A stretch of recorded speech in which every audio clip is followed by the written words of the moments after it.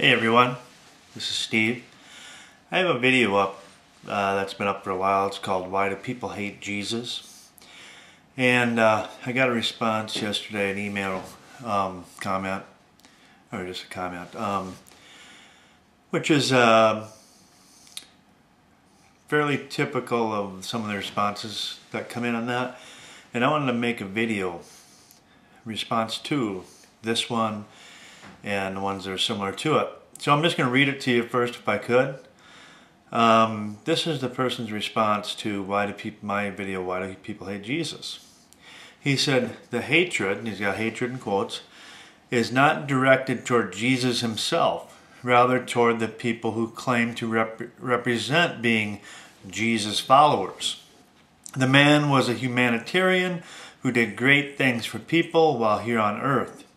Unfortunately, his purpose and message have been grossly distorted by those who claim to carry on his legacy through oppression, slavery, greed, waging wars in the name of Christianity. Jesus acted out of compassion, love, but his followers have acted out of need for supremacy. And he's basically right. But unfortunately, they're not real Christians that he's referring to. And I just want to just read a couple of the words of Jesus, some verses from Jesus himself. And then I'm going to make a point about it. Okay? Matthew 4:19 says, these are all Jesus' words. Okay? Matthew 4:19. And he saith unto them, follow me, and I will make you fishers of men. Matthew 8:22, but Jesus said unto him, follow me, and let the dead bury their dead. Matthew 9:9, and as Jesus passed forth from thence, he saw a man named Matthew sitting at the receipt of custom, and he saith unto him, follow me, and he arose and followed him. Matthew 10:38, and he that taketh not his cross and follow after me is not worthy of me.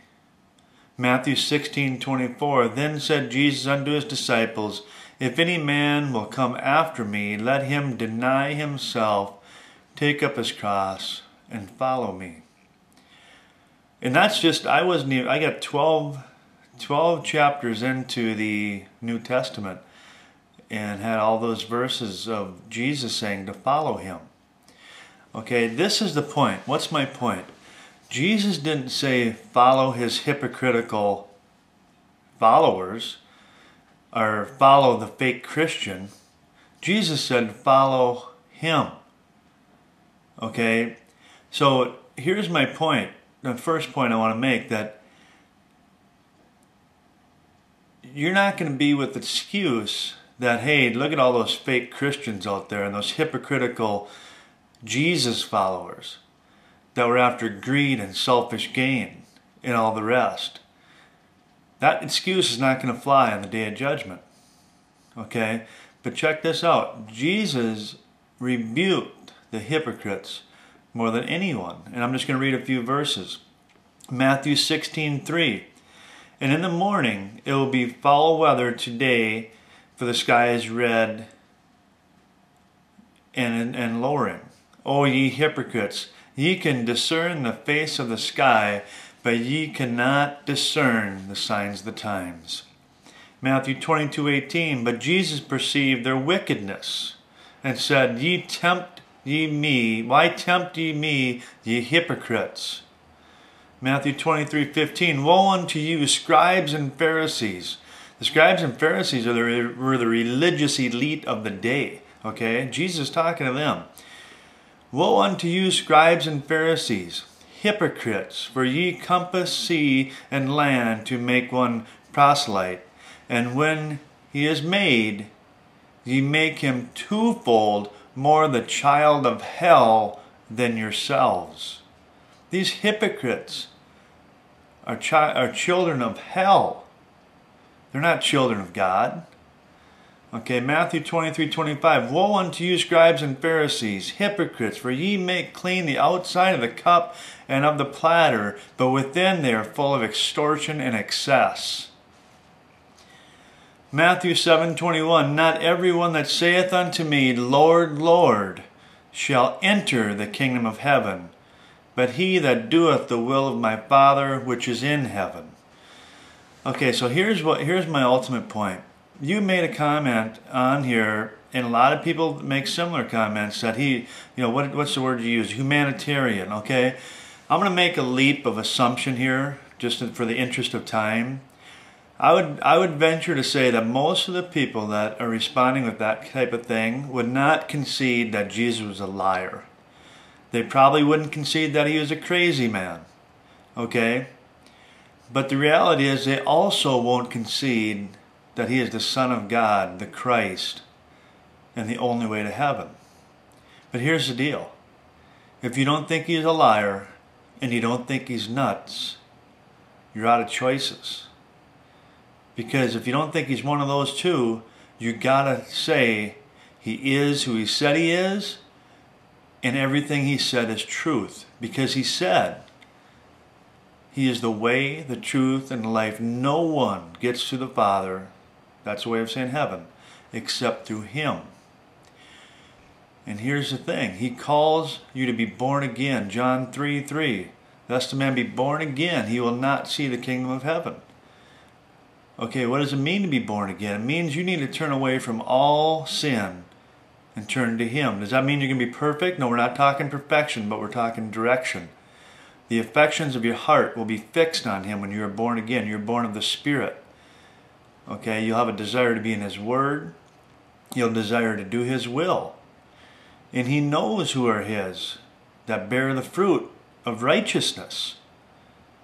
Okay, if you're seeing these Christians, what you're talking about, that aren't bearing the fruit of righteousness, but are after, like you said here, greed and this and that and the rest, you are right on, you are spot on that they are not true followers of Christ. We're not after supremacy. Okay, but you might say, well, you just said it. You know, you say you guys got the inside track. You're the only way. Jesus is the only way. Well, if that's supremacy, then I guess you're right. But that's not supremacy. That's truth. The truth is salvation, redemption, cannot come any other way. You can't get it in any other religion. So if that's being judgmental or supreme, then so be it, because it's the truth. And the truth is what it is. Love warns. Jesus came to save. We've all heard the term Jesus saves. What did he come to save us from? He came to save us from the wrath to come. That's the truth. The most loving thing Jesus ever did was warn of the wrath to come. It wasn't all this stuff you're talking about, the humanitarian stuff. What good would it be for a blind man to have his sight yet go into hell for all eternity? What good would it be for the lame to walk if he was cast into hell for all eternity? I'll give up my sight, I'll give up my ability to walk as long as I can be with him in heaven for eternity. Okay, the most loving thing he ever did was warn of the wrath to come. He also warned us of the hypocrites and the religious leaders of the day. Everywhere you look, you have religions that are making all these claims. Even Christian, even religions that are under the Christian umbrella. You see hypocrisy and heresy in the Catholic Church and other churches, the left-leaning Lutheran Church. You need to be in the Word of God to know the truth. Jesus said to follow him. You need to be in his Word to know the truth. Your excuse that, hey, there's all those hypocrites, that's why I didn't come to you, will not fly on the day of judgment. And that's the truth. I pray that you consider these things. Consider the reality that that excuse will not fly. We will be without excuse on the day of judgment. You have a decision to make. Are you going to ignore this? Are you going to bury your head in the sand and just go about your business? Are you going to consider the reality and the truth of what I'm saying? All right, I hope you'll consider this, and thanks, and God bless.